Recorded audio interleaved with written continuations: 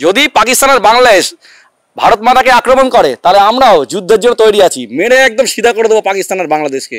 আর ইউনুস, কে ইউনুস? এর কোনো ক্যারেক্টার আছে নাকি? যাদের নাকি ক্ষমতা নেই যুদ্ধ করার, তারা চ্যালেঞ্জ করছে আমাদেরকে। এই বাংলাদেশের কি বলবো, একটা জোকারে পরিণত হয়েছে ইউনুস একটা। এখানে কিন্তু শাহজাহান শেখের বাড়িও ভাঙচুর হয়ে যেতে পারে, হ্যাঁ, এবং শওকত মোল্লাকেও কিন্তু রাস্তাঘাটে খিস্তি খেতে হতে পারে। আমরা দেখলাম একেবারে বাংলাদেশে ধুন্ধুমার কাণ্ড, কারণ সেনাপ্রধানের সঙ্গে মোহাম্মদ ইউনুসের একটা বাকবিতণ্ডা সৃষ্টি হয়েছে, যেখান থেকে কিনা আশঙ্কা করা যাচ্ছে যে মোহাম্মদ ইউনুস এবার দেশ ছাড়তে পারে। হঠাৎ এমন কি হলো যার জন্য সেনাপ্রধান এবং মোহাম্মদ ইউনুসের মধ্যে এমন বাকবিতণ্ডা? না দেখুন তমশ্রী, ব্যাপারটা হচ্ছে এই বাংলাদেশ সৃষ্টি হয়েছে কোথা থেকে? এই পাকিস্তান থেকে। আগে নাম ছিল ইস্ট পাকিস্তান, এখন বাংলাদেশ হয়েছে।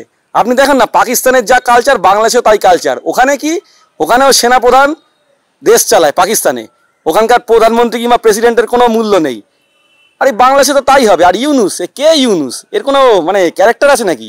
যবে থেকে ক্ষমতায় বসেছে তখন থেকে বিভিন্নভাবে হিন্দুদের টর্চার করছে, আমাদের মাতৃভূমি ভারত মাতাকে গালিগালাজ করছে, এবং সবচেয়ে বড় কথা, এই বাংলাদেশ যাদের নাকি ক্ষমতা নেই যুদ্ধ করার, তারা চ্যালেঞ্জ করছে আমাদেরকে। এই বাংলাদেশের কি বলবো, একটা জোকারে পরিণত হয়েছে ইউনুস একটা। তবে পালাবে, খুব তাড়াতাড়ি পালাবে, যা বোঝা যাচ্ছে। আপনাদের থেকেই জানতে পারছি আর কি।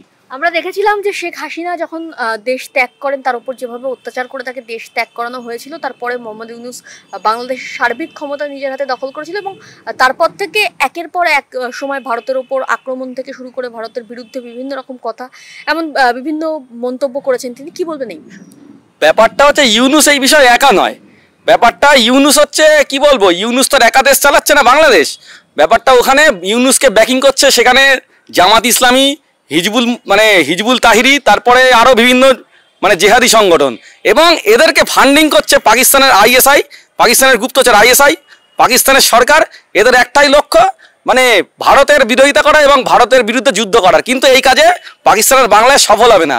আমরাও বলে দিচ্ছি, যদি পাকিস্তানের বাংলাদেশ ভারত মাতাকে আক্রমণ করে তাহলে আমরাও যুদ্ধের জন্য তৈরি আছি, মেরে একদম সিধা করে দেবো পাকিস্তান আর বাংলাদেশকে। কোথাও গিয়ে এই মুহূর্তে দাঁড়িয়ে সেনাপ্রধানের তরফে বলা হচ্ছে যে ভারতের কাছে ক্ষমা চাইতে ইউনুসকে। সবচেয়ে বড় কথা, প্রথমে একটা কথা বলি তমশ্রী, এই বাংলাদেশ দেশটাই হচ্ছে একটা অকৃতজ্ঞ দেশ। আপনাদের মনে আছে 1971 সালে যখন বাংলাদেশে পাকিস্তানি সরকার বাংলাদেশের লোকদের উপর যখন টর্চার করছিল, বিভিন্নভাবে টর্চার, সেটা আপনারা জানেন। তারপরে ভারত সরকার তখন পাকিস্তানের বিরুদ্ধে যুদ্ধ ঘোষণা করে, যুদ্ধ হয়েছে তারপরে পাকিস্তানের সঙ্গে ভারতের, পাকিস্তানের বিরুদ্ধে যুদ্ধ করে বাংলাদেশকে স্বাধীনতা পেতে সাহায্য করেছিল। কত বড় অকৃতজ্ঞ এবং কত বড় অসভ্য এই বাংলাদেশ আজ আমাদের বিরুদ্ধে যুদ্ধ করছে। এই বাংলাদেশ ক্ষমা চাইবে কি? ক্ষমা চাওয়ার মুখ নেই ওদের। আর ওইখানে যেভাবে হিন্দুদের টর্চার করছে, হাসিনার গভর্নমেন্ট ফল হওয়ার পর থেকে যা টর্চার করছে, টর্চার না দেখার মতনই, একদম বিভৎস টর্চার চলছে, কোনো ক্ষমা নেই। হাসিনার গভর্নমেন্ট পড়ে যাওয়ার ঠিক কিছুদিনের মধ্যে ইউনুসের গভর্নমেন্টও পড়তে চলেছে, নতুন করে নির্বাচন হতে চলেছে। কি বলবেন? দেখুন, ব্যাপারটা হচ্ছে, এটা তো ওই দেশের ব্যাপার। তবে একটা কথা বলে রাখি, ওইখানে সরকারে যেই আসুক হিন্দুরা মার খায়, হিন্দুদের নিরাপত্তা নেই। কেউ কম, কোনো সরকারের আমলে কম মার খায়, কোনো সরকারের আমলে বেশি মার খায়। আর কি বলবো, আমরা দেখেছি। আমি যখন কি নাম জানো, ওই যে খালেদা জিয়া, বেগম খালেদা জিয়া, যখন খালেদা জিয়ার আমলে হিন্দুরা বেশি মার খেয়েছে, শেখ হাসিনার আমলেও কিন্তু দু একটা ঘটনা ঘটেছে। এখন কি বলবো আর হচ্ছে, আমি একটা কথাই বলবো, যদি বাংলাদেশে হিন্দুদের উপর অত্যাচার দিনের পর দিন বাড়ে, তাহলে কিন্তু এর প্রভাব কিন্তু ভারতেও পড়বে। মাথায় রাখতে হবে, এখানে কিন্তু শাহজাহান শেখের বাড়িও ভাঙচুর হয়ে যেতে পারে, হ্যাঁ, এবং শওকত মোল্লাকেও কিন্তু রাস্তাঘাটে খিস্তি খেতে হতে পারে। এইটুকুনি বলবো।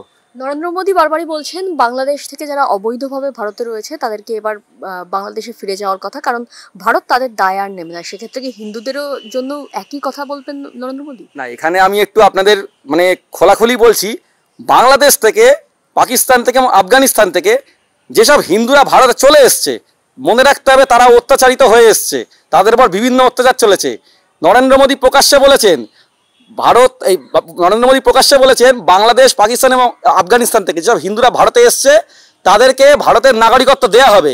কিন্তু এটাও উনি ঘোষণা করেছেন, বাংলাদেশ থেকে যেসব বাংলাদেশি মুসলমানরা ভারতে চলে এসছে বেআইনিভাবে, বিশেষ করে বেআইনিভাবে হোক কিংবা যেভাবেই হোক, যারা ভারতে চলে এসছে বাংলাদেশি মুসলমানরা, তাদের তো বাংলাদেশে ফেরত যেতে হবে। এবং সবচেয়ে বড় কথা, রোহিঙ্গাদের সবার আগে তাড়াতে হবে। বাংলাদেশি মুসলমানদের পাশাপাশি রোহিঙ্গাদেরও ভারত থেকে তাড়াতে হবে। এই রোহিঙ্গারা হচ্ছে সমস্ত জায়গায় গন্ডগোল পাকাচ্ছে।